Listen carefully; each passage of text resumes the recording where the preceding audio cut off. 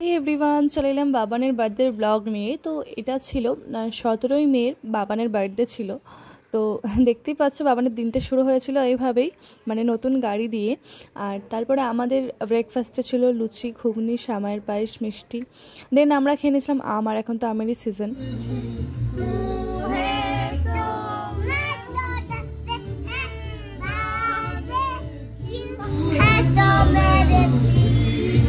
বাবানের গান করা দেখতেই পেলে, আসলে আমার বাবানের ফেভারিট গান হচ্ছে ওটা, তু ইশকে হে তো মে বাহুমি হুঁ। এটা হচ্ছে আমার বাবানের ফেভারিট গান।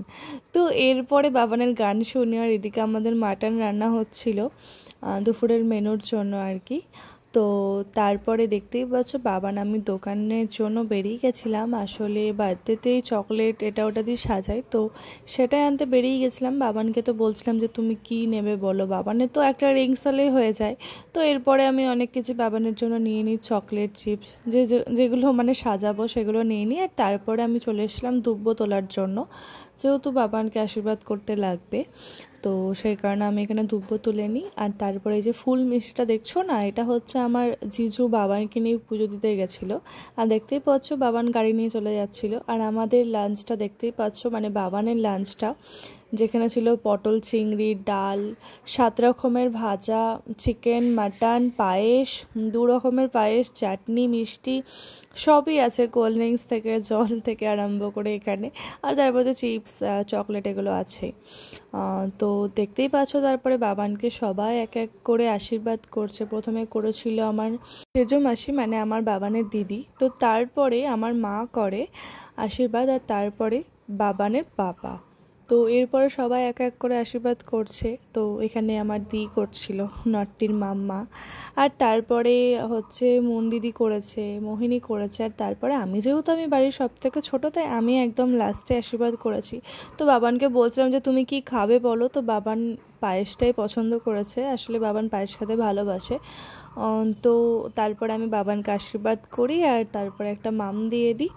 আর বাবানকে দেখতেই পাচ্ছ যে লেগ পিস নিয়ে বসে পড়েছে, আর বাবান লেগ পিস খেতে খুব ভালোবাসে। তো আমাদের লাঞ্চ ছিল শাক, মানে লাল শাক, পটল ভাজা, তারপরে দিদি করেছিল পটল চিংড়ি, দারুণ করেছিল। আর এরপরে ছিল মাটন, ভাত, আর তারপরে চাটনি, মিষ্টিও ছিল, বাট আমি খাইনি। আর দেখতেই পাচ্ছ তারপরে দুপুরে ঘুমিয়ে পড়েছিলাম। আর ঠিক করেছিলাম বাবানের বার্থডের দিন আমি কেক বানাবো, যেহেতু এর আগে যেই দুটো কেক বানিয়েছিলাম ভালো হয়েছিল তাই। তো এখানে এই দুটো কেক আমি বানিয়েছি। দেখতেই পাচ্ছ, একটা পুডিং করেছিলাম আর একটা অরিও বিস্কুটের কেক করেছিলাম।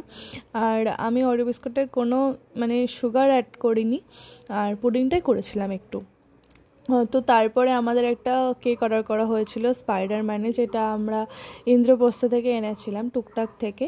তো দেখতেই পেলে আগের ব্লগে যে আমি এনেছিলাম কেকটা। তো এরপরে আচ্ছা টাইমে কারেন্টটা চলে যায়, কিন্তু তাও ঠিক আছে, ভালো, মানে একটা অন্যরকমভাবে সেলিব্রেশনটা হয়ে গেল আর কি। সবসময় তো কারেন্ট থাকলে আর কি কেক কাটাই হয়, তো কারেন্টও আসছিল না, আর ওয়েদারটাও এমন ছিল, বৃষ্টি পড়ছিল। ঠিক আছে, এইভাবে একটু সেলিব্রেট হোক, এইভাবে তো হয় না। আর দেখতেই পাচ্ছ স্নো স্প্রেতে একদম কি অবস্থা হয়ে গেছে সবার। তো যাই হোক, এখানে সবাই ব্যস্ত ছিল কেক কাটা নিয়ে। আর তারপরে বাবানকে আমি কেক খাইয়ে দিচ্ছিলাম। আর বাবানকে আমি যখনই একটু গালে কেক লাগিয়ে দিয়েছি, ও সেম আমাকেও তাই করবে, কেক মাখিয়ে দেবে। আর দেখতেই পাচ্ছ বাবান না খুবই দুষ্ট হয়েছে।